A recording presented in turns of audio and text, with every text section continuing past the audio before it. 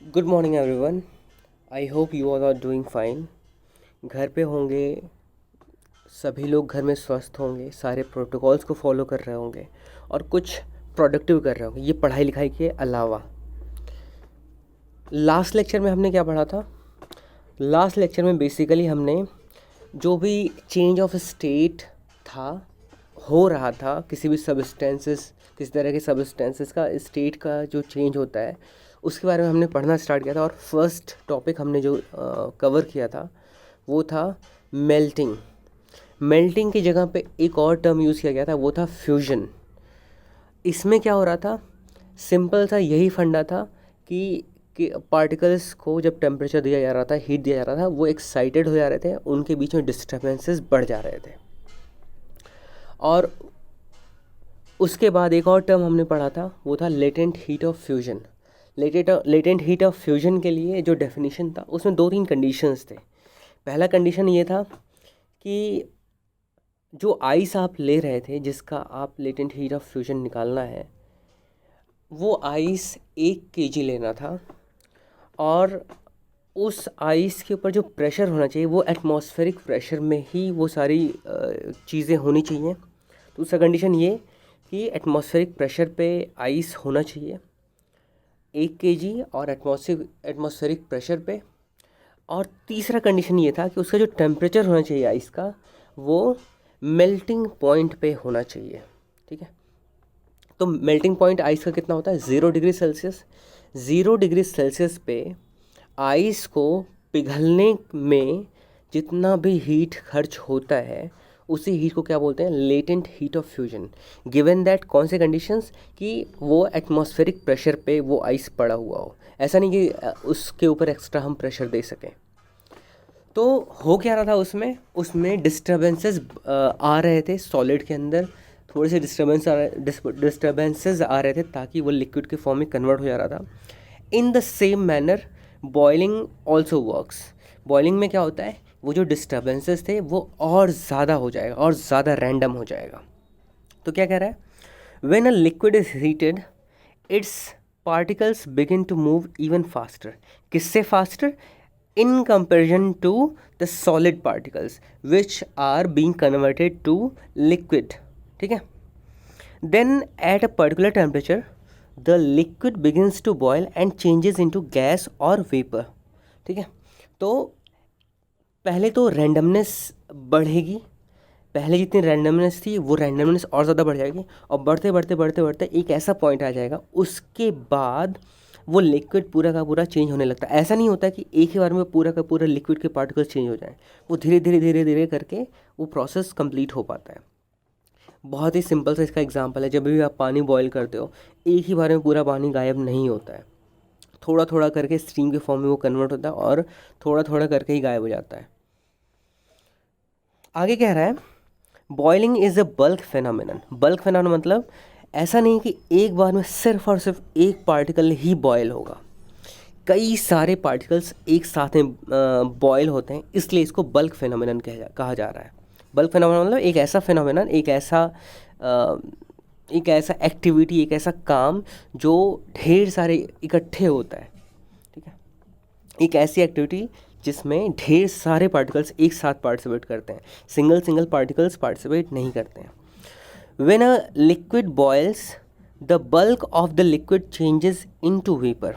जब liquid boil करता होता है तो वो जो बल्क ऑफ पार्टिकल्स थे लिक्विड के, वो एक साथ में वेपर में चेंज होते हैं। इसका मतलब ये नहीं कि सारे के सारे पार्टिकल्स एक साथ में चेंज होते हैं, थोड़ा थोड़ा करके ही चेंज होते हैं, लेकिन एक ना ही एक पार्टिकल ना ही सारे के सारे, थोड़े थोड़े पार्टिकल्स एक एक साथ में जो है वो कन्वर्ट हो रहे होते हैं एक स्टेट से दूसरे स्टेट, इस कंडीशन में लिक्विड टू गैसियस स्टेट। आगे कहता है the temperature at which a liquid starts boiling is called its boiling point. एक ऐसा टेम्परेचर जिस पे लिक्विड में बॉयल आना स्टार्ट हो जाता है, पूरी तरीके से बॉयल नहीं कर जाता है। ठीक है, एक ऐसा इंस्टेंट, एक ऐसा इंस्टेंट जिसके जस्ट पहले अगर रहा होता तो एक ही पार्टिकल्स बॉयल नहीं हो रहे होते।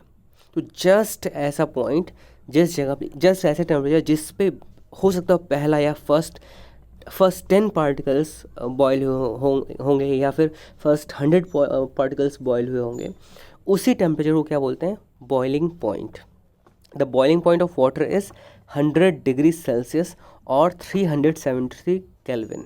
तो हमने बात किया था डिग्री सेल्सियस और केल्विन में रिलेशन। डिग्री सेल्सियस को हम कैसे लिखते थे? Degree Celsius is equal to kelvin minus 273, या फिर आप लिख सकते हो kelvin is equal to degree Celsius plus 273।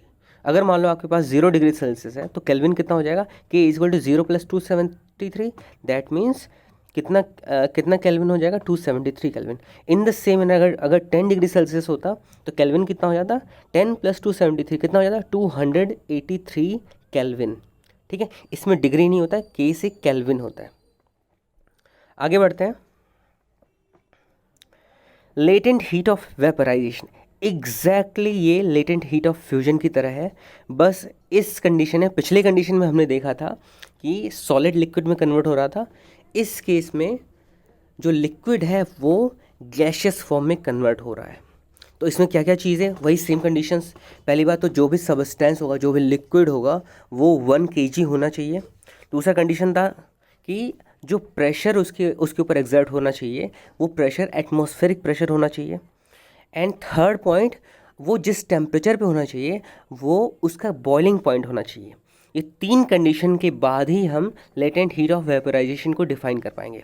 कैसे डिफाइन करेंगे? कि एक ऐसा टेम्परेचर जिस पे अगर 1 kg या एक ऐसा किसी भी सबस्टेंस का बॉइलिंग पॉइंट, बॉइलिंग टेम्परेचर जिस पे हमने अगर 1 kg सबस्टेंस रख दिया और उसमें हम हीट दे रहे हैं, उस हीट देने की वजह से जितने देर में या जितना ज़्यादा हीट कंजम्पशन के बाद में पूरा का पूरा लिक्विड गैशियस फॉर्म में कन्वर्ट हो जाए, उस अमाउंट ऑफ हीट को क्या बोलते हैं?